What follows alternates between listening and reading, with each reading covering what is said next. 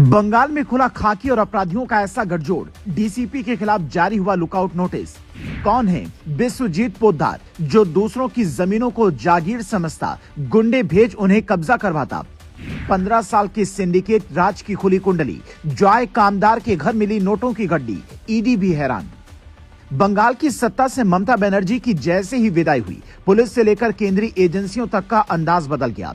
ED के जो अधिकारी बंगाल जाने में सोचते थे, उनका ताबड़तोड़ एक्शन शुरू हो गया है। जैसे फिल्मों में आपने देखा होगा कि अधिकारी आदेश का इंतजार करते हैं, कुछ ऐसा ही नजारा बंगाल में दिखा। करीब 1 महीने से एक केस की जांच में जुटी ईडी के अधिकारी 4 मई को नतीजे आते ही ताबड़तोड़ एक्शन के मूड में आ गए हैं और ये साफ कर दिया कि इस बार कार्रवाई की जद में सिर्फ प्यादे ही नहीं बल्कि वजीर भी हैं। और ये बंगाल का ऐसा वजीर है जिसकी मुट्ठी में सैकड़ों छोटे मोटे माफिया होंगे। इसका नाम है विश्वजीत पोद्दार उर्फ सोना पप्पू। कहते कि एक दौर में इसके नाम से कोलकाता की कई इलाकों में दहशत फैल जाती थी। यूपी में जो काम अतीक और मुख्तार जैसे माफिया जमीन कब्जाने का करते थे, वैसे ही खेल इसका भी चल रहा था। ये जमीन कब्जाने, रंगदारी वसूलने और अवैध निर्माण का बेताज बादशाह बन बैठा था। टीएमसी राज में तो इसका रसूख ऐसा था कि अपराधी होने के बावजूद इसकी कई नेताओं के साथ अच्छी सांठगांठ थी और उसी के दम पर यह करीब 15 साल से सिंडिकेट चला रहा था। सोना पप्पू का सिंडिकेट विवादित जमीनों पर पहले कब्जा करता, फिर प्रशासनिक मिलीभगत से फर्जी कागजात बनवाता। लैंड ग्रैबिंग में जो लोग उसकी मदद करते, उन भ्रष्ट अधिकारियों और प्रभावशाली लोगों तक उनका हिस्सा पहुंचाता। जमीनों को बाद में बड़े बिल्डर्स को महंगे दामों पर बेच दिया जाता था। इस खेल में करोड़ों रुपए का लेन देन होता। बड़ी हैरानी की बात यह है कि हिस्ट्री शीटर होने के बावजूद वो खुलेआम अपना साम्राज्य चला रहा था।